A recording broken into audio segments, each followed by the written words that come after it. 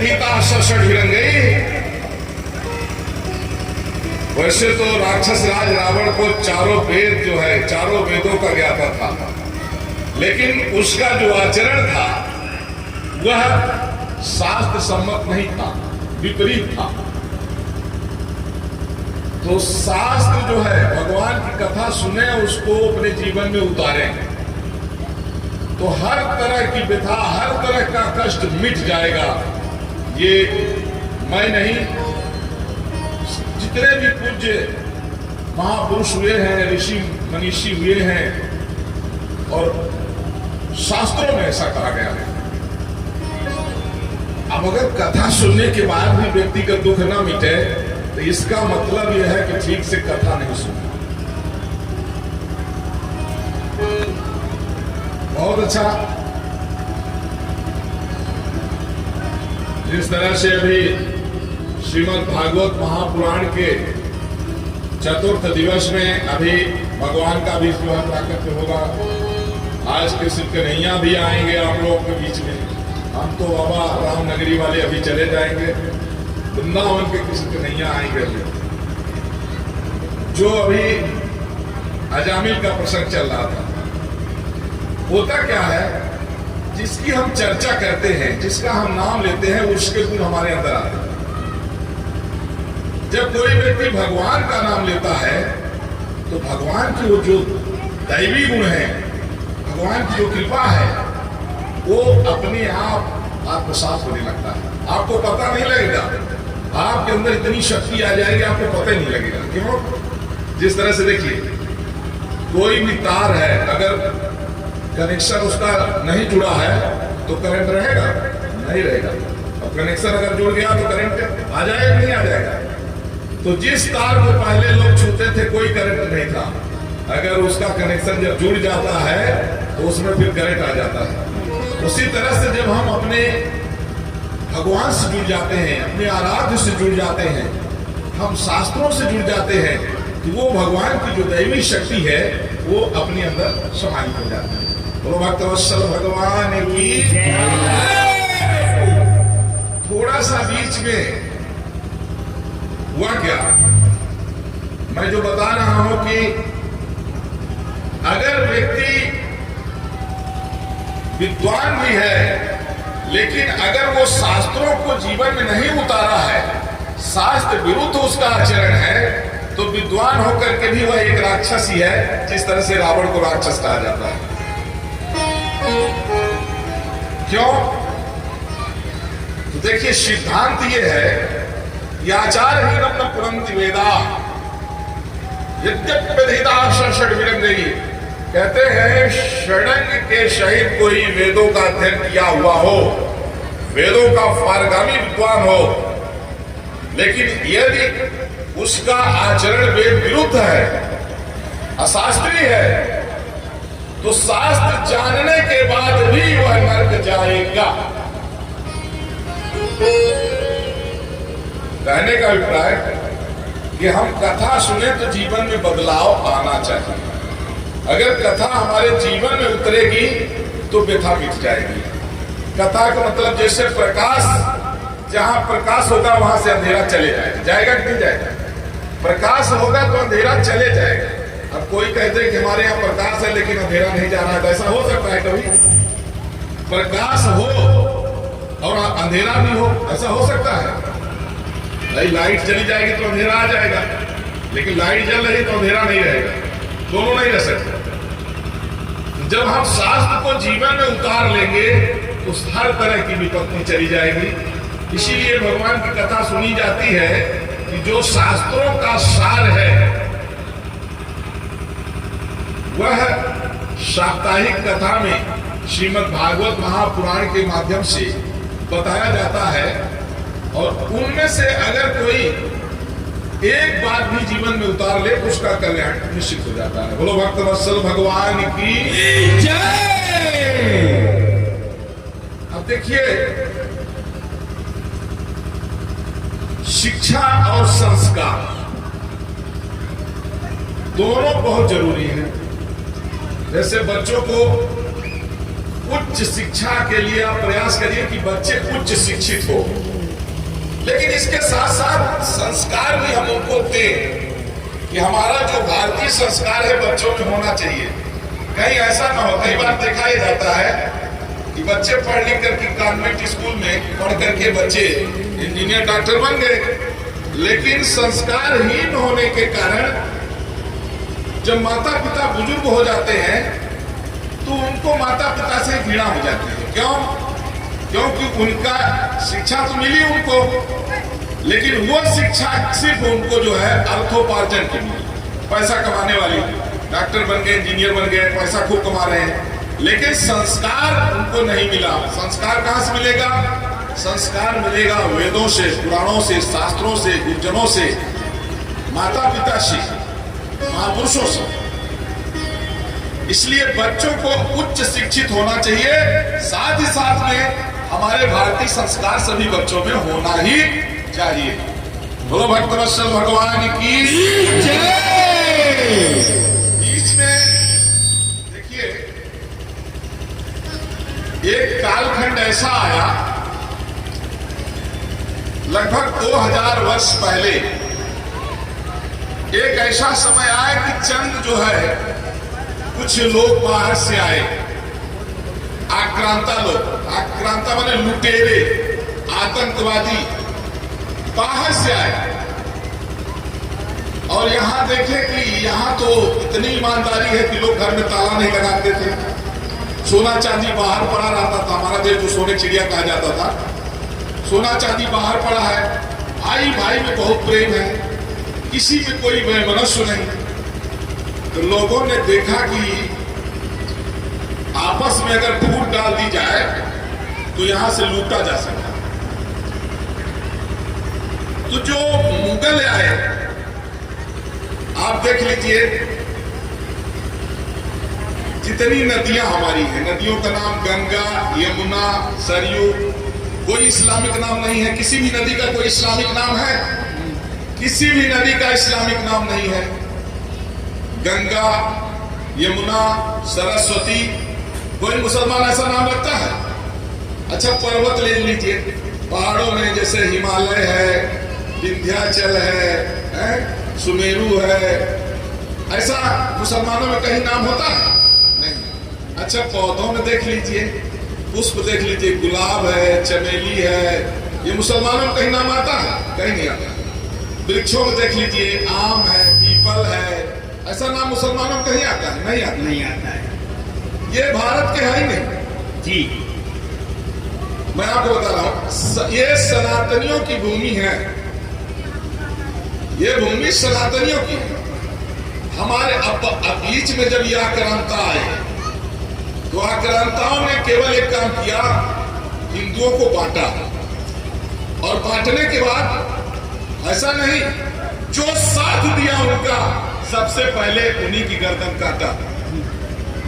ये पॉलिसी रही आक्रांताओं की। अब उसी तरह से जो भी आए, बीच में मंगोल आए, फिर उसी में पुर्तगाल आए, ब्रिटिश गवर्नमेंट जो आई, अंग्रेजों का भी काम यही था, डिवाइड एंड रूल, फूट डालो और राज करो। दो को लड़ा देना, दो को लड़ा के तीसरे को मरवा देना, फिर उसको मरवाना, फिर ऐसे धीरे धीरे सब लूटना। बाद में फिर जब सत्ता, देश आजाद हुआ, तो उस समय भी अंग्रेजों ने ऐसे लोगों को आगे किया जो उनके अनुकूल भारतीय संस्कृति के विपरीत रहे। धीरे धीरे देशवासियों को यह लगा कि अब एकजुट होने का समय आ गया है। हिंदुओं को प्रांतवाद के नाम पर लड़ाया गया, हिंदुओं को जातिवाद के नाम पर लड़ाया गया, इसलिए कि हिंदू आपस में बटे रहेंगे तो दूसरे लोग हावी रहेंगे। अब यह समय आ गया है कि हिंदू एकजुट हो गया है पूरे देश का। पहले लोग क्या करते थे, कथावाचक को लड़ा देते थे। इतना कथावाचक थे ना, एक दूसरे की बुराई करते थे। साधु को लड़ा देते थे, एक साधु दूसरे साधु बुराई करता है। कलाकार में मतभेद पैदा कर देते थे। पड़ोसी पड़ोसी लड़ते थे, जितने हिंदू थे ना वो पड़ोसी उसको देख करके चले, वो पड़ोसी उसको देख के चले। लेकिन अब जो है पूरे देश का जितना सनातनी है सभी हिंदू एकजुट हो गए हैं।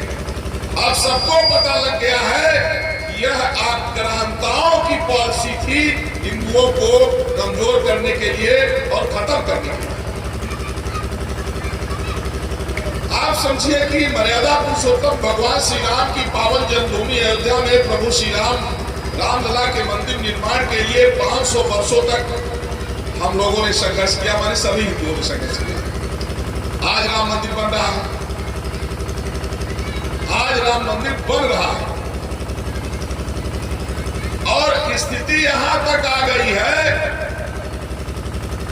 अभी आप देख लीजिए घर वापसी शुरू हो गई। भारत में जितने भी ईसाई और मुस्लिम हैं ये सारे के सारे कन्वर्टेड हैं। इनका धर्मांतरण कराया गया है। 10 पीढ़ी तक नाम ले लीजिए, 10 पीढ़ी तक, 10 पीढ़ी के अंदर उनको पता लग जाएगा कि उनका बीच में कोई न कोई हिंदू से ही जो है धर्मांतरण कराया गया है, चाहे ईसाई हो चाहे मुसलमान हो। और घर वापसी भी अब शुरू हो गई है। अभी महबूबा मुफ्ती जो पत्थरबाजों के साथ में थी उसने शंकर जी को जाके जल चढ़ाया है।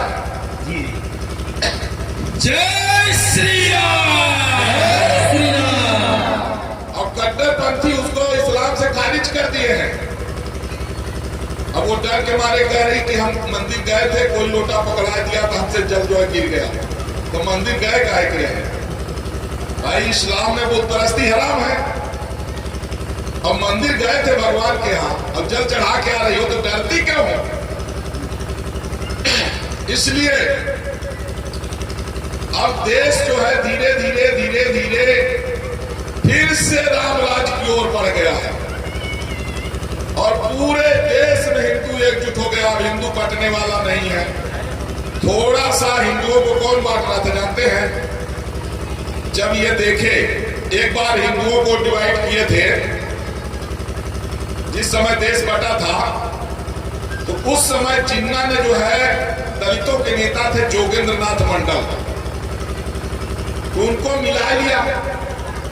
अब कहा चलो तुमको वहां लॉ मिनिस्टर बना देंगे। और वो लालच से चले गए। तो उस समय जनमत संग्रह कराया गया था बांग्लादेश को लेकर के, तो उसको ज्यादा मिल गया वोट, तो बांग्लादेश भी ले लिया। लेकिन जब जिस समय देश का पार्टीशन हुआ उस समय पाकिस्तान में 60% हिंदू थे। मुल्ला कितने थे? 40%। आज वहां 1% से भी कम हिंदू हैं। क्या हुआ? जबरदस्ती मुसलमान बनाते हैं और जो नहीं बनता है उसकी निर्मम नृशंस हत्या करते हैं। पार्टीशन के समय में भी लगातार कई दिन तक वहां से 10 हिंदुओं की लाश से पट के आती थी और लिखा होता था कि पाकिस्तान का हिंदुस्तान के लिए तोहफा। बांग्लादेश में 1971 में 29 लाख हिंदुओं की हत्या एक दिन में पाकिस्तान की सेना ने किया था। उनका इतने दोस्त था, वो सनातन धर्म को मानने वाले हिंदू थे। अच्छा वहां की बात तो चलिए, मैं आजाद भारत के बाद में कश्मीर को बता रहा हूं। 1990 में कश्मीर में मुसलमानों ने मस्जिद में जो बड़े बड़े इनके मौलाना मुल्ला हैं, इन लोगों ने क्या कहा? 3 ऑफर दिया हिंदुओं को, कहे या तो मुसलमान बन जाओ, इस्लाम कबूल कर लो, या कश्मीर छोड़ के भाग जाओ, नहीं तो मरने को तैयार हो जाओ। 3 ऑप्शन दिया गया था। जो भाग गए आज भी दर दर की ठोकर खा रहे हैं, जो नहीं भागे उनकी नृशंस निर्मम हत्याएं हुई। कई लाख हिंदू बहन बेटियों की वहां नृशंस हत्या हुई और उनके साथ में वो दुर्व्यवहार हुआ जिसको हम कह नहीं सकते। ये जो अतीत में घटनाएं घटित हुई, ये कोई उपन्यास में नहीं सुना रहा हूं, कोई काल्पनिक कथा नहीं सुना रहा हूं। जो घटना घटित हुई उसको मैं बता रहा हूं। और 16 अगस्त 1946 डायरेक्ट एक्शन डे को कोई उठा करके हिस्ट्री पढ़ लेगा।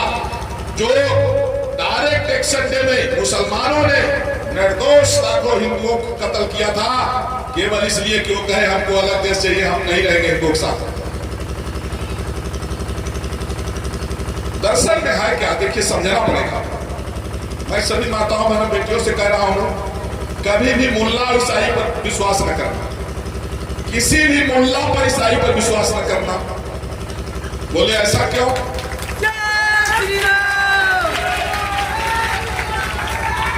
ऐसा क्यों कह रहा हूं, मैं बता रहा हूं। हम धर्माचार्य हैं, लगातार जो हमारी बहन बेटियों के साथ लव जिहाद हो रहा है, हमें बताना पड़ेगा। क्यों? हमारा धर्म सनातन धर्म है।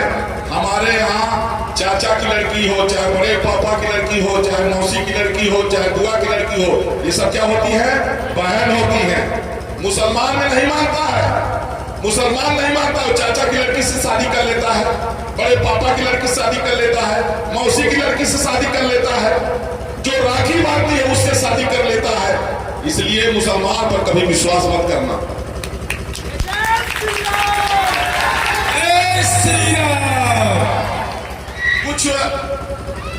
कुछ जो है हमारी हिंदू बहन बेटियां सोचती थी कि जैसे हमारे हिंदू भाई हैं वैसे वो भी होंगे।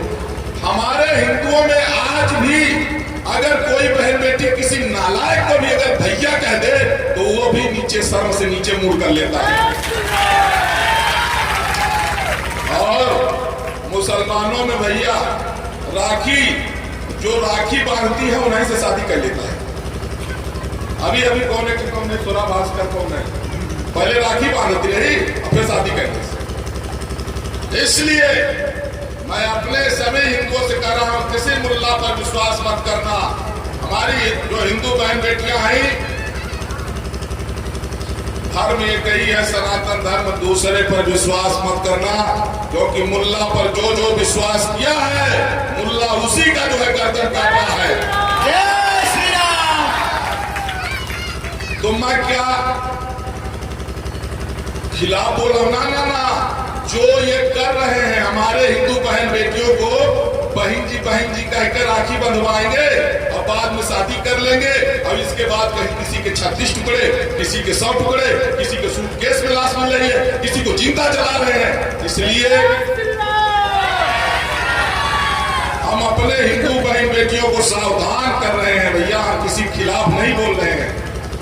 लाखों, आज आप देखिए, मैं अतीत भी बता रहा हूं। छत्रपति शिवाजी महाराज के बेटे छत्रपति संभाजी महाराज थे। एक बार धोखे से औरंगजेब ने बुला लिया, धोखे से औरंगजेब ने बुलाया, इसके बाद बंदी बना लिया। 40 दिन तक तड़पाया, कहा मुसलमान बन जाओ, कहे हम मुसलमान नहीं बनेंगे, हम हिंदू हैं, सनातनी हैं। उनके नाखून नोच लिया, गरम करके सलाका आंख में चुका दिया, कहा मुसलमान बन जाओ, कहे नहीं बनेंगे। 40 दिन तक तड़पाया है, 40वें दिन कहा मुसलमान बन जाओ, कहे नहीं बनेंगे। इतनी बोटी काट करके फेंक दिया है औरंगजेब। किस लिए? मुसलमान बनाना चाहता, मुसलमान बनने को तैयार नहीं हुए। गुरु गोविंद सिंह के 2 छोटे छोटे बच्चों को जिंदा दीवार में चुरा दे, बोले मुसलमान बन जाओ, बच्चों ने कहा नहीं बनेंगे, बोले जिंदा तुमको दीवार में चुरा देंगे। छोटे छोटे बच्चों ने कहा हम मर जाएंगे लेकिन अपना धर्म नहीं छोड़ेंगे, और बच्चे मर गए, धर्म नहीं छोड़े। इसलिए अपने को अपने धर्म में रहना है, किसी ईसाई और मुसलमान के चक्कर में नहीं आना है। भारत हिंदू राष्ट्र बनेगा, सब लोग तैयारी करिए, खूब अच्छे से रहिए। और हमारे यहाँ की परंपरा है कि हम किसी को, देखिए आज तक एग्जाम्पल में कोई ये नहीं कह सकता कि कोई हिंदू किसी मुसलमान को इसलिए मार दिया हो कि तुम हिंदू बन जाओ। लेकिन लाखों ऐसे उदाहरण हैं कि मुसलमानों ने हिंदुओं को मुसलमान बनाने के लिए निर्मम और नृशंस हत्याएं किया है। इसलिए सभी बहन बेटियों से मैं हाथ जोड़ के प्रार्थना करता हूं, खूब पढ़ो, उच्च शिक्षा हासिल करो, और अपने रामायण गीता भी पढ़ो, माता पिता की सेवा करो, अपने से बड़ों का आदर करो, लेकिन ईसाई मुसलमानों पर विश्वास कभी मत करो। ये आए दिन, अभी मैं लखनऊ में था, जबरदस्ती एक हिंदू लड़की को मुन्ना लग गया, वहां ऊपर से गिरा दिया, मर गई। लखनऊ घटना है, आप पहुंचे वहां, हालांकि उसको भी सही जगह पहुंचाया गया। इसलिए हिंदू राष्ट्र की तैयारी करिए। लोगों को कुछ दिक्कत भी हो रही होगी, इसलिए हमने तो जो अतीत में घटनाएं घटित हुई हैं, जो हमारे हिंदुओं को मारा पीटा गया है, मारा जा रहा है। आज पश्चिम बंगाल में निर्भया जैसे कांड रोज हो रहे हैं। 2 करोड़ रोहिंग्या आतंकवादी भारत में घुस के नेशनलिटी ले लिए हैं। अगर उनको निकालने की बात करिए तो 18 करोड़ मुल्ला उनको बचाने में आ जा रहे हैं। इसलिए हम मानवतावादी हैं, लेकिन अपने बहन बेटियों की रक्षा करना हमारा धर्म है, और उसको हम लेकर के अपने बहन बेटियों को जागरूक करेंगे कि इनके चक्कर में मत आइए। नहीं ये कहीं 36 टुकड़ा होगा, कहीं जो है तो जिंदा जलाई जाओगी, और बाद में होगा कि जो उनके रहनुमा है, भाई ये 40 क्यों पैदा करते हैं? इसलिए पैदा करते हैं कि 10-20 जेल में भी पड़े रहेंगे तो कोई फर्क नहीं पड़ेगा।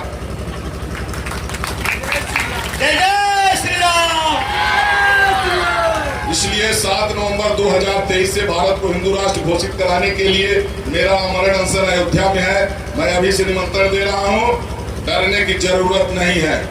हम किसी को डराते नहीं और किसी से डरते भी नहीं है। और हिंदू तब तक जो है मरता रहा जब तक आपस में लड़ता रहा। अब दुनिया में पूरा हिंदू एकजुट हो गया है, किसी की औकात नहीं है। जय श्री राम। अब इन्हीं शब्दों के साथ देखिए, सही बात कहने में, सही बात बताना, देखिए वो लोग मदरसों में जो है न जाने क्या क्या सिखा देते हैं।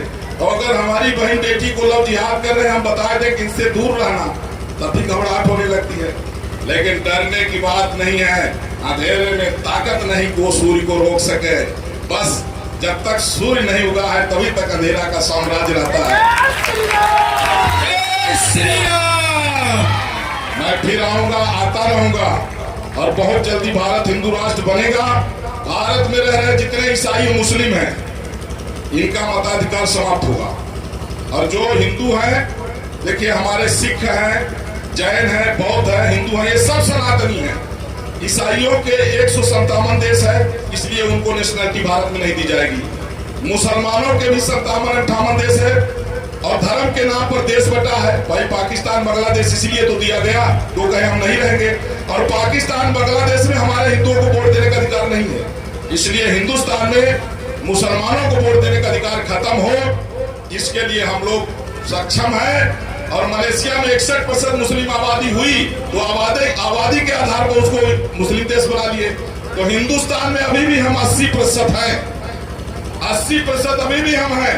इसलिए बहुत जल्दी भारत हिंदू राष्ट्र बनने जा रहा है। जय श्री राम बोलते रहिए, जो राम का नहीं वो किसी काम का नहीं। जय श्री राम।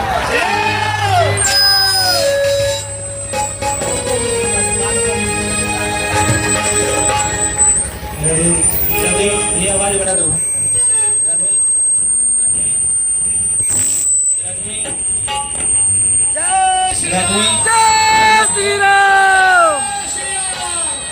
बाकी माइक बंद कर दो।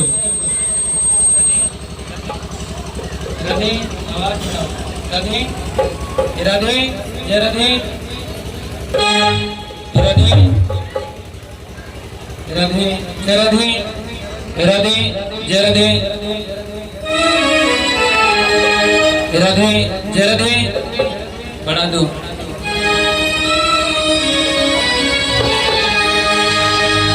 तो घड़ी घड़ी नाद बजा दो।